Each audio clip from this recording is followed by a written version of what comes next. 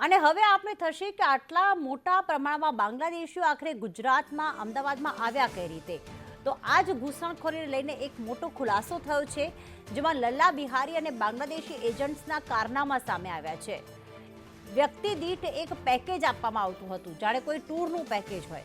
4.5 લાખ રૂપિયામાં ઘૂસણખોરીનું આખું પેકેજ આપવામાં આવતું હોવાનો ઘટસ્ફોટ થયો છે। આ પેકેજમાં વીજળી છે, ગેસ કનેક્શનવાળી ઓરડીની પણ સુવિધા આપવામાં આવતી હતી। પેકેજમાં ભારતીય નાગરિકતા સુધીની પણ સુવિધા અપાતી હતી। 4.5 લાખ રૂપિયામાં 10,000 બાંગ્લાદેશી એજન્ટના હતા। એ બાંગ્લાદેશી એજન્ટ ત્યાં લોકોને શોધતો હતો ને પછી એમને કહેતો હતો કે આ રીતે તમે ભારતમાં ઘૂસણખોરી ગેરકાયદેસર રીતે કરી શકો છો। પશ્ચિમ બંગાળના એજન્ટના 10,000 હતા, તેની સંડોવણી પણ સામે આવી છે।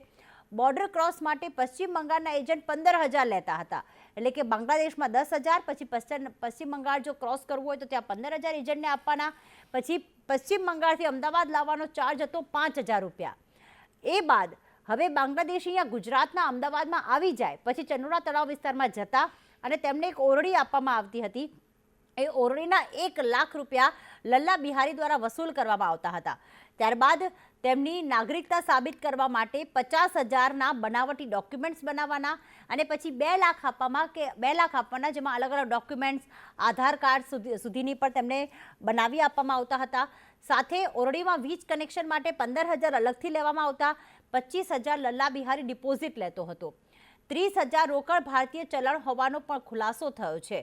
હવે આપણે જણાવી દઈએ કે આ મોટી સંખ્યામાં ઝૂંપડી તોડવામાં આવી છે, મોટી સંખ્યામાં બાંગ્લાદેશીઓ બહાર આવ્યા છે, પણ લલ્લા બિહારીએ 2 મહિનાની અંદર 25 લોકોને ઘુસાડ્યા હતા। અગાઉ તો વર્ષોથી ઘૂસણખોરી કરતા જ હતા।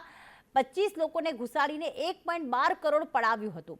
લલ્લાના કહેવાથી બાંગ્લાદેશી એજન્ટો માણસો શોધતા હતા અને ખાસ કરીને તેમની નજર મહિલાઓ અને સગીરાઓ પર વધુ રહેતી હતી, કારણ કે અહીંયા આવીને તેમને ગેરકાયદેસર પ્રવૃત્તિઓમાં, દેહ વેપારના ધંધામાં ધકેલવામાં આવતા હતા।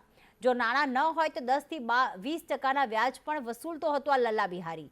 ફાઇનાન્સની સુવિધા પણ આપતો હતો। ખાનગી વાહન મારફતે અમદાવાદમાં ઘૂસણખોરી કરાવતો હતો, એટલે કે આખું આ એક મોટો ખુલાસો થયો છે।